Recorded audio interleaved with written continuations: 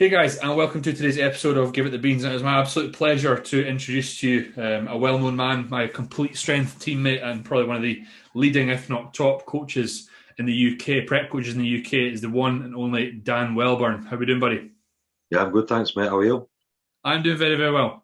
Thank you for coming on. I had a few requests. I do some episodes on my own. I did a lot of guests at the start, the first 50, and then when I said, right, I'm going to guest back on, you were sort of top of the list. All Um, right.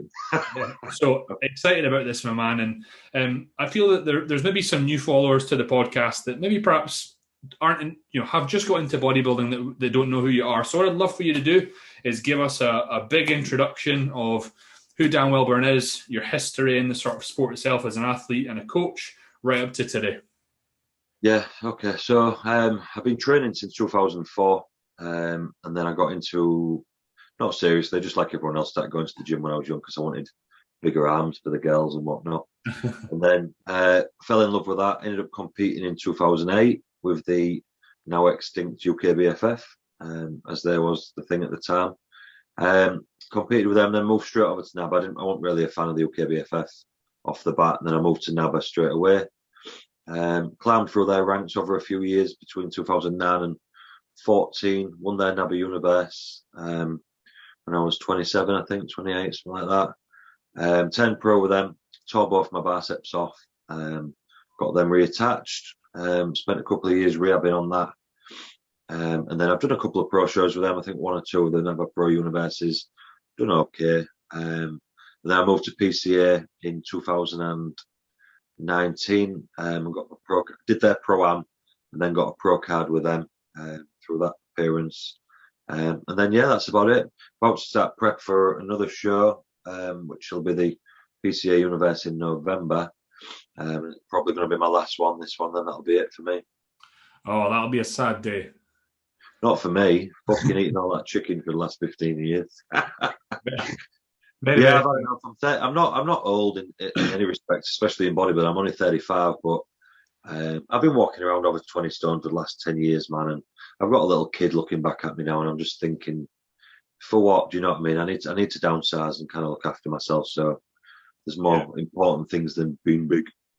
That's an amazing perspective, man. And this is coming from someone that's away to be a dad soon. That it's awesome to hear that because Yeah, it gets older, mate. It does. Always on your mind after they come. I think that sort of want to always get as big as I humanly possibly can has sort of taken a back seat, and I've kind of went, doing 5,000 steps and being knackered, or walking up a hill and being out of breath. It's not fun, and how That can you? sounds like a lot of cardio to me. Getting up the Yeah. stairs at some points has been bad. Yeah, and thinking I want to be able to chase around the wee man around the garden without needing to sit down. But yeah, off on a tangent there, man. I love it. I think that anyone listening to that, you just rattled off a list of achievements like there were nothing. You just went boom, boom, boom, boom, boom, boom, boom. I did okay. When actually, what you've achieved is a lot more than what anyone really can say who is in the sport. So. One thing that you maybe perhaps didn't mention was, what it is that you do now and who you're mostly involved with in regards to competitors and whatnot. So could you give the listeners a bit of a brief description of kind of what you do now? Yeah, so I'm a coach now who specialises in figure and bikini, a little bit of wellness, but not really too much. I've got one or two wellness clients, but more so figure within PCA, NABA, and the bikini categories as well. I've been doing that for kind of the last. 2012 was the first time I put a girl on stage, not through choice, just through my mate asked me to do it because I was prepping a few lads locally at the time, juniors and stuff, and other like competitors. You know what it was like, sort of 10 years ago. You just went to the local big guy or the local gym owner who used to compete or whatever, and I was kind of the only one in our city competing because it's not like it is now. There's probably 30, 40 people in my city competing now in Hull. And by the time there was like maybe me and my training partner, and that was it. Yeah. So I was the guy that got collared for prep. So I helped a couple of lads out just with what I knew. They did all right, won the junior British and stuff like that. And then kind of the local NABA stuff, qualifiers and whatnot. And then a pal in the gym just said his missus wanted to do it. So I said, well, I'll have a crack. Looking back, it was quite funny because I kind of just trained her like you would a guy, really. No real specific glute training or anything like that, really. bro split, full bro split, and just whatever we was eating, I just kind of guessed that she'd have half of that, and then just kind of went from there. But she'd done all right. It was the days where there was like 30 odd on stage in a figure category, not like it is now where they're a bit more sparse because there's so many shows. In NABA, you only compete within your area. You can't compete outside certain postcodes. So everybody just piled into them shows. And it was basically you either get through to the British or you go home and that's it. That's the end of your season. Right. So that was how it was for them. She did all right. I think there was 30 odd of them and she come third or fourth. I think she come. So she was only 19 as well. So she did really well. Right.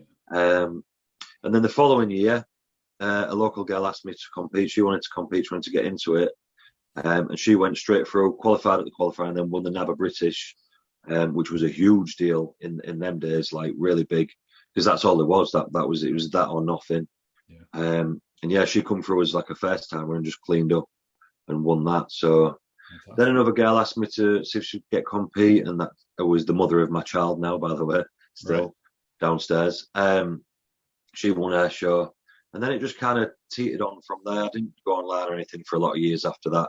Did a couple more local girls that started becoming more popular, done okay. Then the following year, I got some other girls who did really well. And it just kind of built up like that. I only had like 3, 4, 5 at a time then. And then moved into another year and then won like the NABA British and the NABA Universe and blah, blah, blah. And we was winning that. And that just took us all the way up to 2019 when I went online. Because I refused to go online for a lot of years just because I was liking doing it in the gym, and I'm not a very as you've just found out me trying to get onto this Zoom meeting, I'm not very good with like technology. I have no emails and shit like this, so I just kind of was happy in my zone. And then a lot of girls started traveling over from all over like Yorkshire and that for me to prep them to see me in the gym every week, and they all started doing well. We was winning all the big titles and stuff, and then when Daphne was born, my daughter, we lost a wage after the, what do you call it? The money you get after the baby's born. What it's called? Maternity, yeah.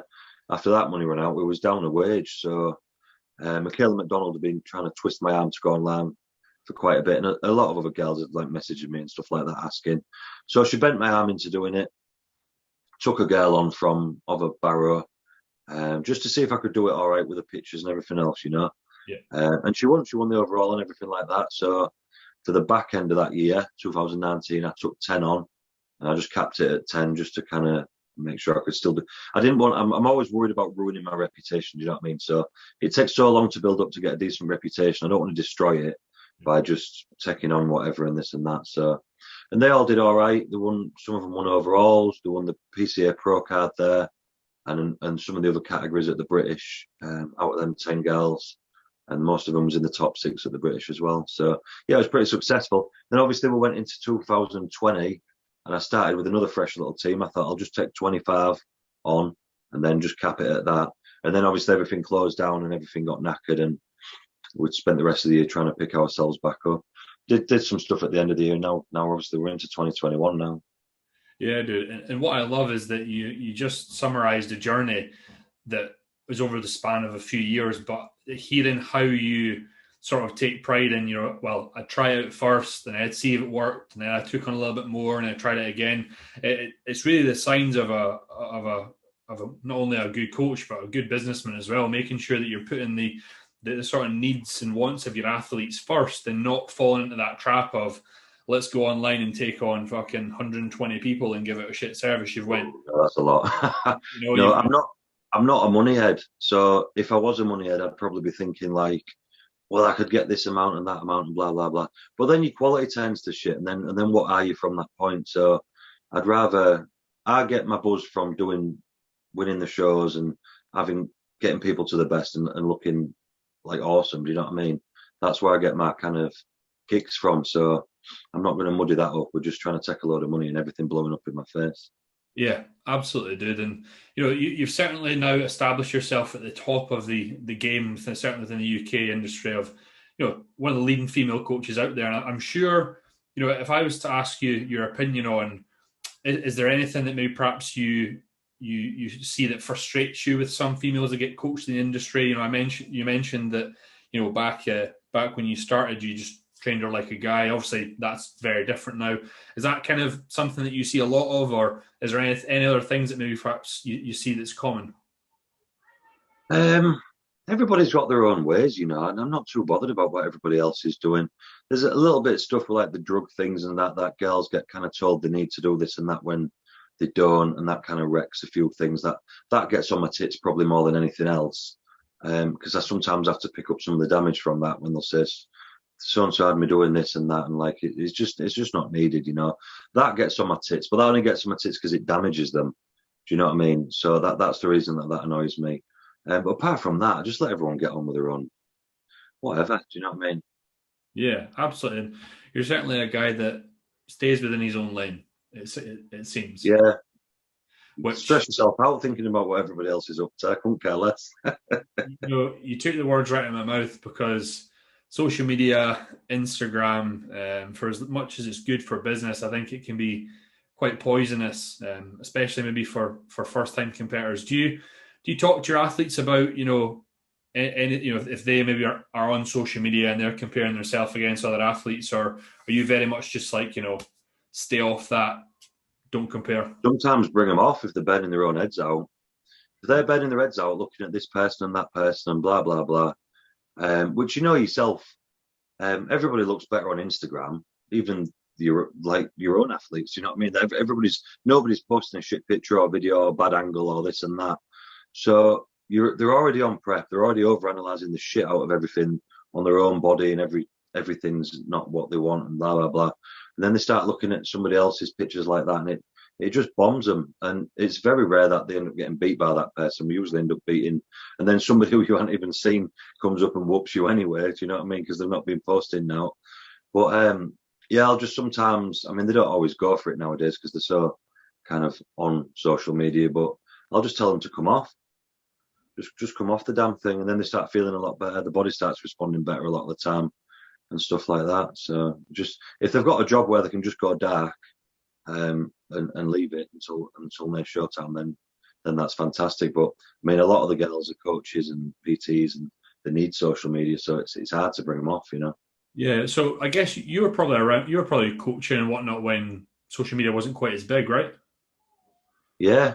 Because it only got real big about 15, didn't it? Where it 15, 16, where it like really took off to kind of similar to what it is now. Before that, it was just like Facebook posts and a bit of Instagram, but not really. Do you know what I mean? And like, you might see the odd picture of somebody here and there.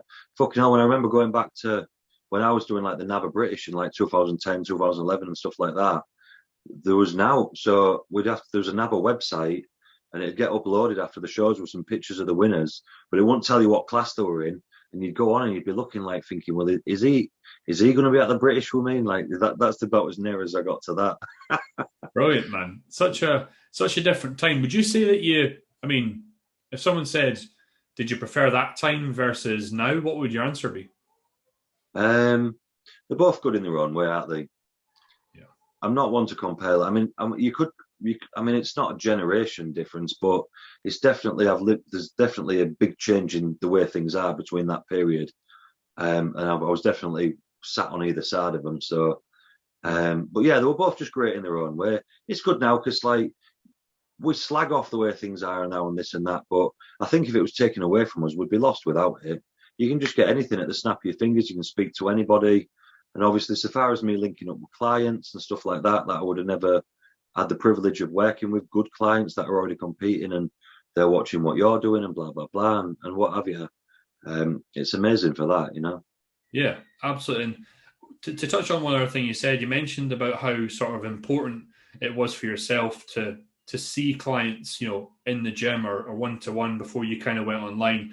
Having seen some of your most recent success with your client Georgie, who looked incredible. I remember watching her Instagram. She was driving down to see a couple of times as the show got closer. How important do you feel that is to get a look at a client, in person, opposed to just photographs, the closer they get to a show? I think it gives a massive benefit, for definite. Massive benefit. So what I'll generally say to people is, if you can, so not all of them can. Georgia drove up, 6 hours or something like that, bless her. to see us. But she spent a couple of days, to be fair.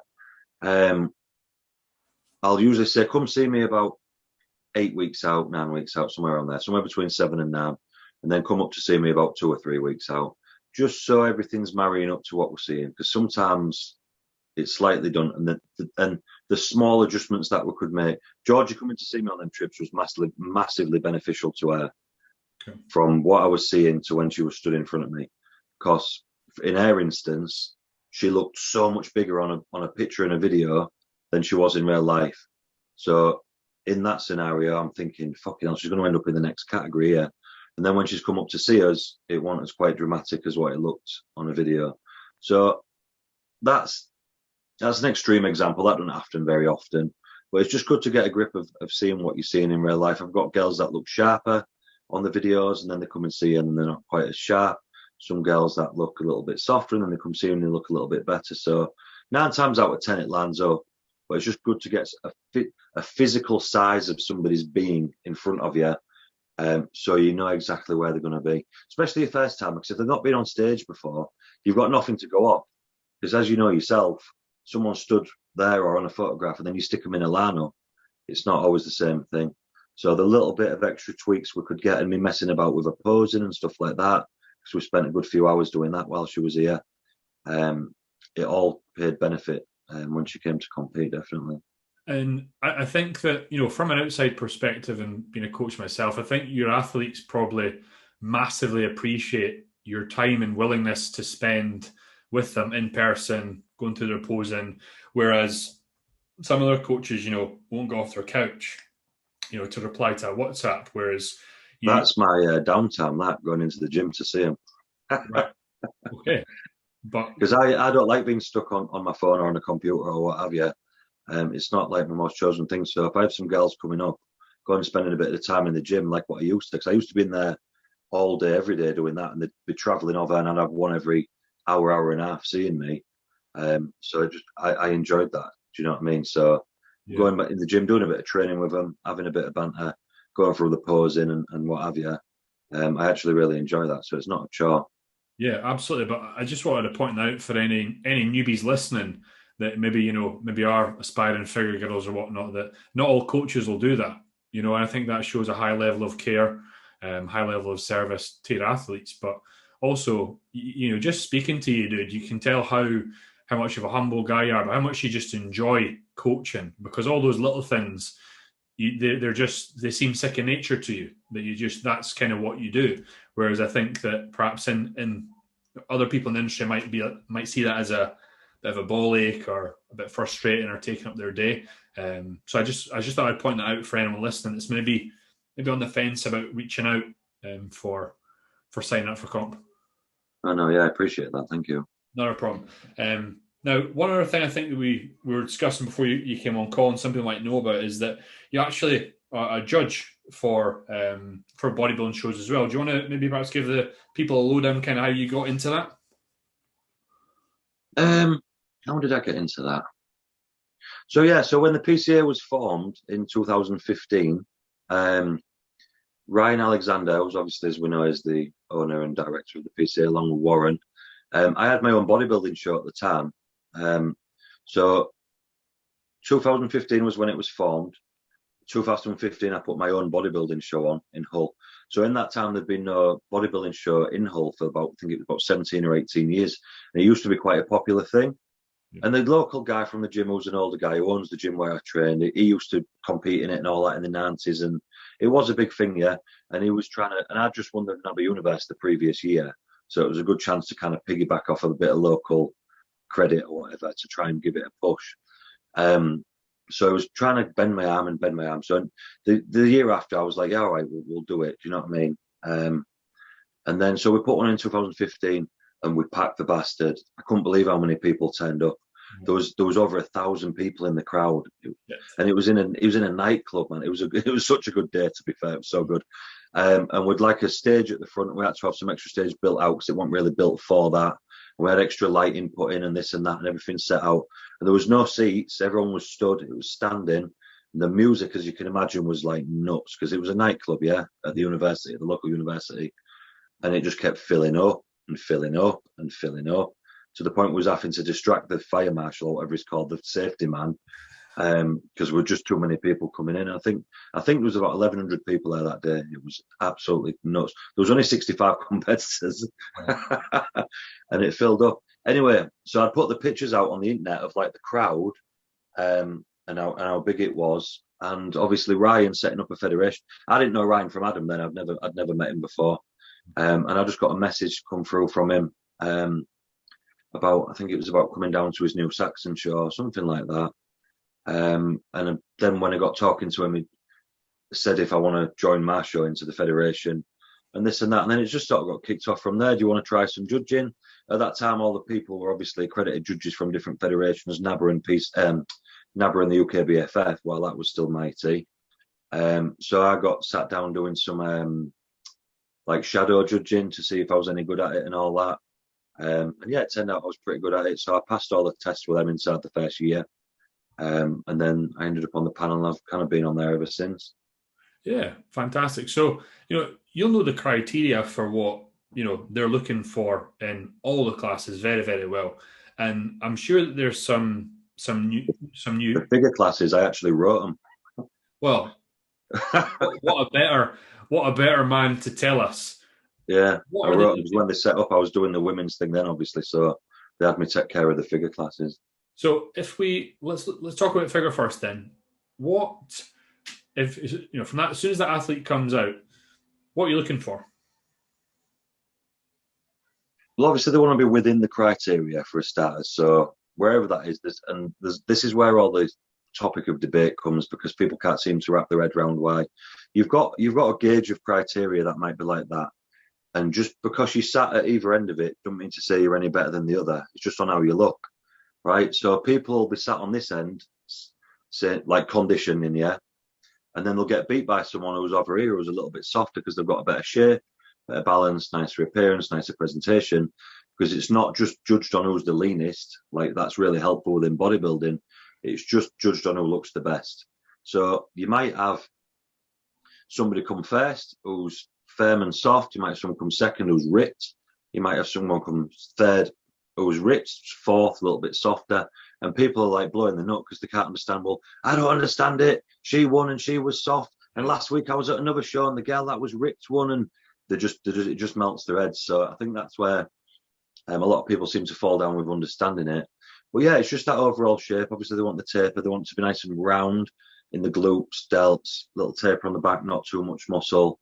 Nice skin tone, nice appearance, good posing. Posing's everything, you know what I mean?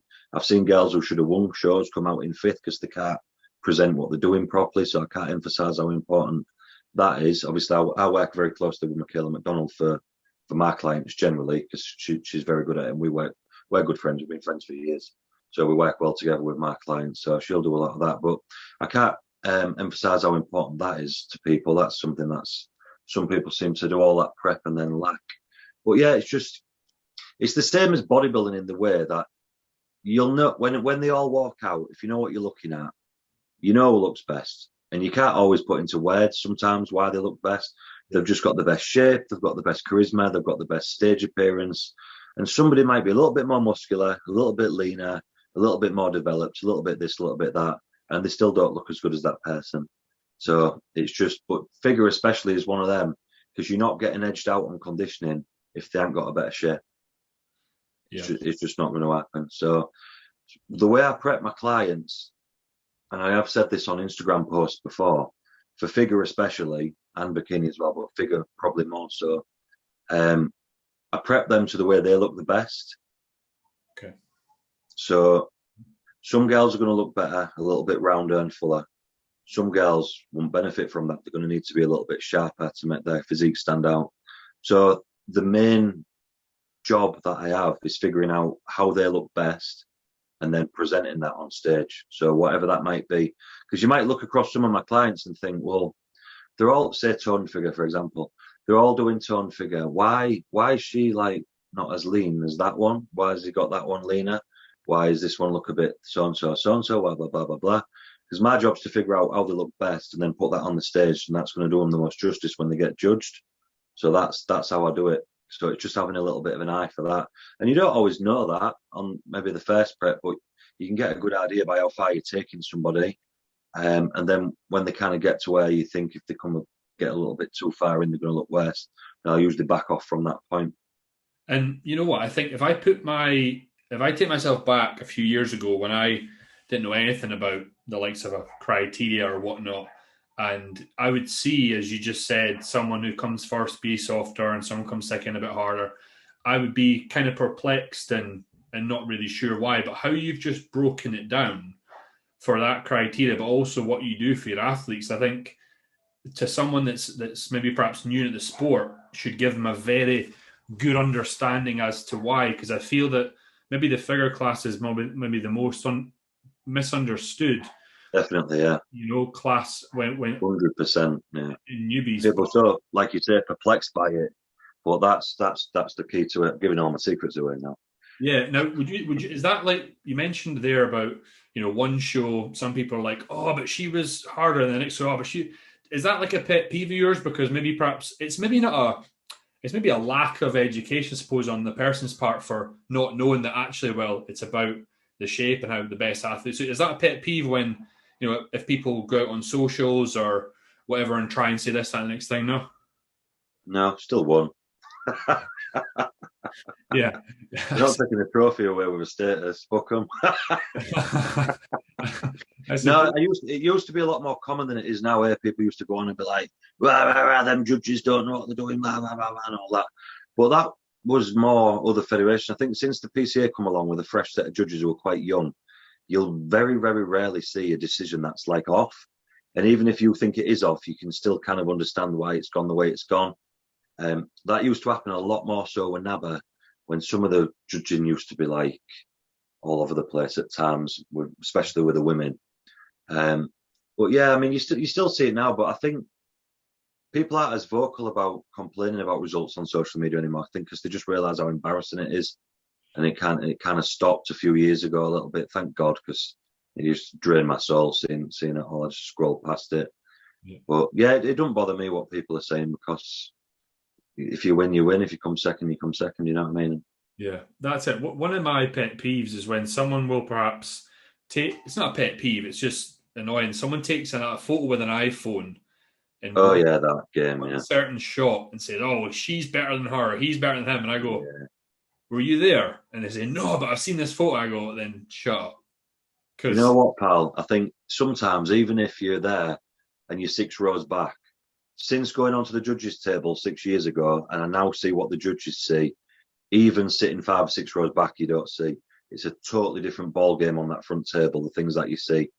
And so I don't pay that much. Even if I'm sat in an audience watching something, I think something's a bit off, I don't bat much of an eyelid, because I think I can't see what they're seeing up front.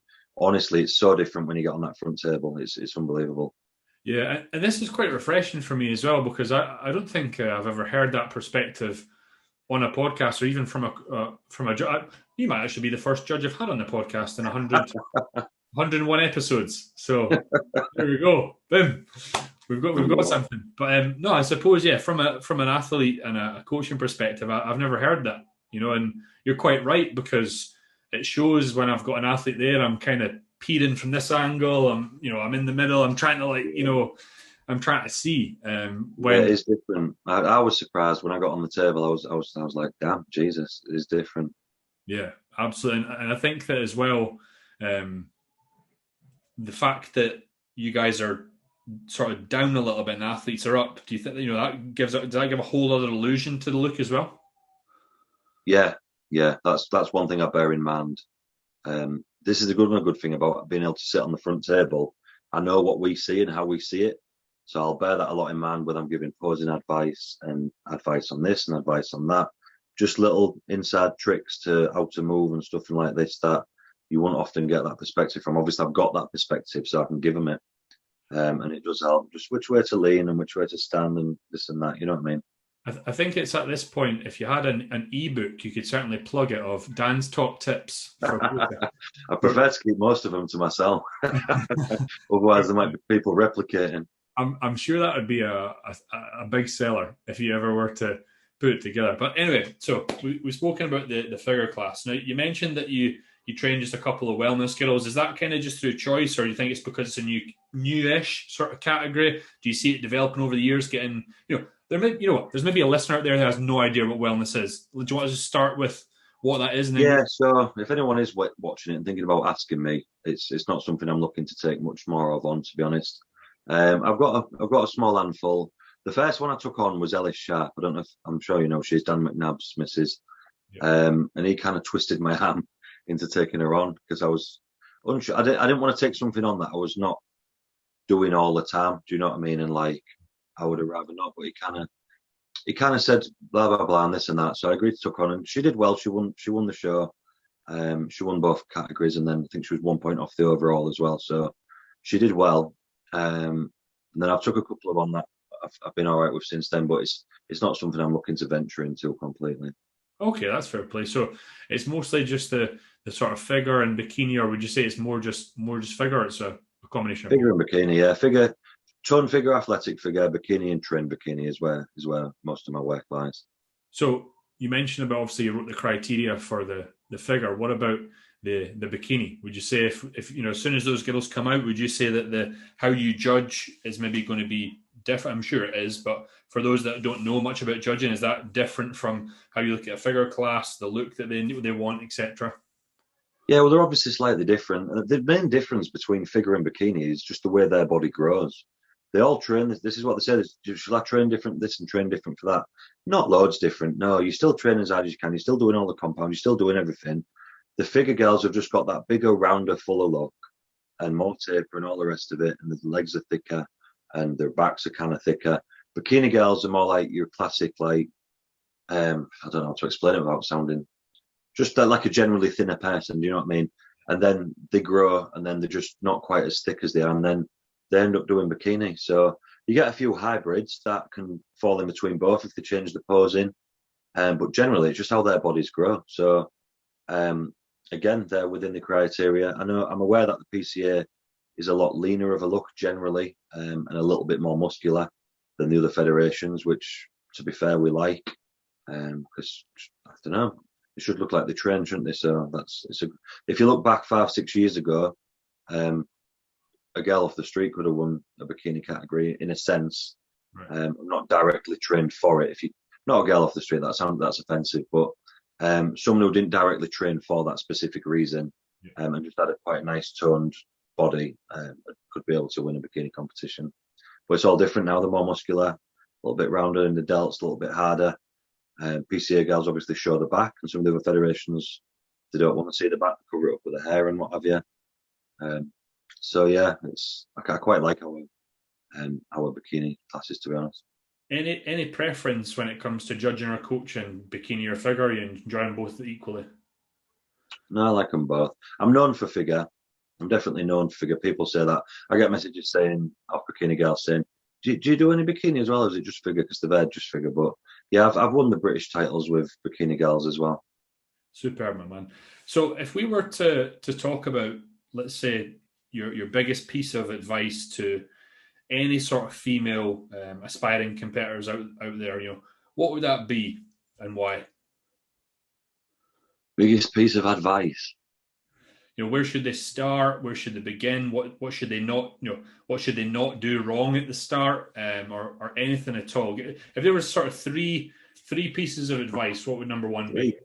Definitely should have read the questions. I would have had some for this one.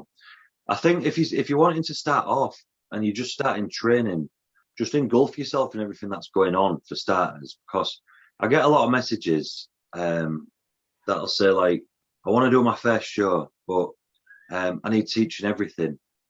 And my reply is always like, I'm not a mentor. Do you know what I mean? I'm not. Some people are mentors. Fair enough, crack on there. But I'm not a mentor. I'm a coach. So if you wanna come to me and crack on, then you're going to have engulfed yourself a little bit into the situation. Do you know what I mean? Follow all the other people that compete. Go watch some shows. Read some stuff on the internet. Learn some stuff. Don't just expect a coach to show you and teach you absolutely everything that you're meant to have an interest in. I would never go to a football coach having never kicked a football, and I'll be to a football match and asked if I can join his team. Yeah. Do you know what I mean? I would have played some Sunday league for a little bit first, or well, not Sunday League, that is the team, but I would have kicked about on the park with my mates for a few months before I'd look at joining a football team, you know. So the more aware you are of everything that's going on, and the more aware you are of how everything works and what people are eating and how they're training, then you're going to get on a hell of a lot better than you would if you just expect somebody to show you everything and teach you everything from scratch. Because that's not our job. Our job is just to tell you what to eat, tell you how to train, make you look the way you need to compete. The rest of it needs to be on you. So that would be a good bit of advice for somebody who's starting off. Okay. So if you are choosing a coach, do your research, ask about. Don't just ask the coach for information because they're only going to give you what you want to hear anyways. Go to the clients. They'll be plastered all over their grid. Go have a look down, message a few of them. Go even further back, message their ex-clients, see why they left. Do you know what I mean? Do some research and do your own work. Because otherwise, don't be shocked if you get like bad information and bad result if you just walk into the first thing you see. That's on you as much as it is everybody else. So make sure that's done because there is some bad people out there who don't particularly know what they're doing so much. And when it comes to food and training, that can be quite detrimental to your health.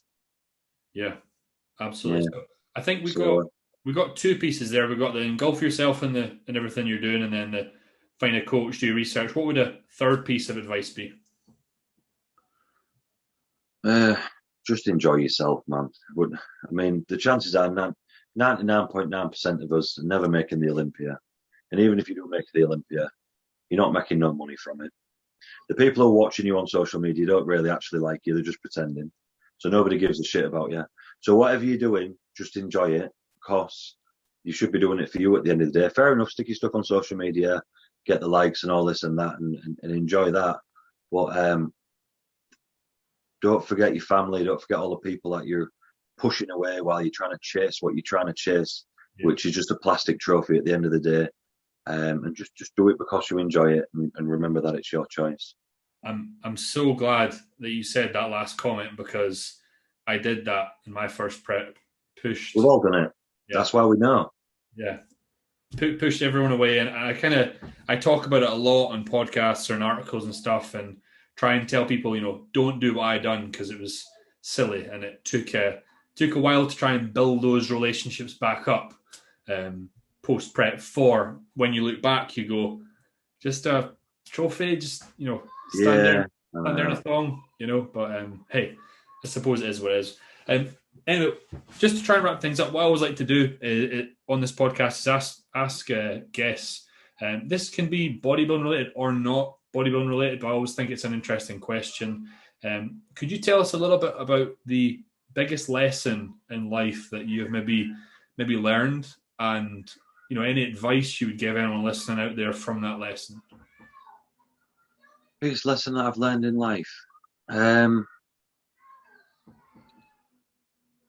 Yeah, it's just life's. I know it sounds quite morbid, doesn't it? But life's only temporary. So everything that we're doing, and people leave us all the time, as we find out with our family and everything like that.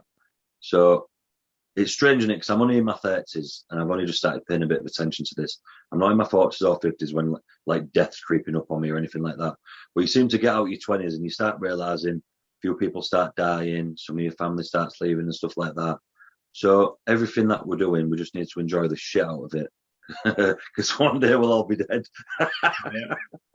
And that's about it, really. So that's something that I've realised over the last few years, to be fair. Don't take nothing for granted ever. And just enjoy the shit out of everything you actually do. Love it, dude. You're such a laid back, cool guy. It's awesome. Now, what I'd love to do, if there's someone out there who's listened to this and they want to find out a bit more information about your coaching services, they want to get in touch with you, do you want to just drop that information here now? Yeah, just my Instagram, Dan Welburn on Instagram. Just my name, nothing else. And it'll come up. Fantastic. Well, listen, I just want to say a massive thank you from myself, everyone here at Give It the Beans, Velo Physique, for coming on. This was sought out by the listeners, and you're a busy man, and I really, really value your time. So thank you for that. No problem at all, pal. Thank you very much. Superb, my man. I think that anyone out there listening, I speak for Dan and myself when I say wherever you are, whatever you do, give it the beans.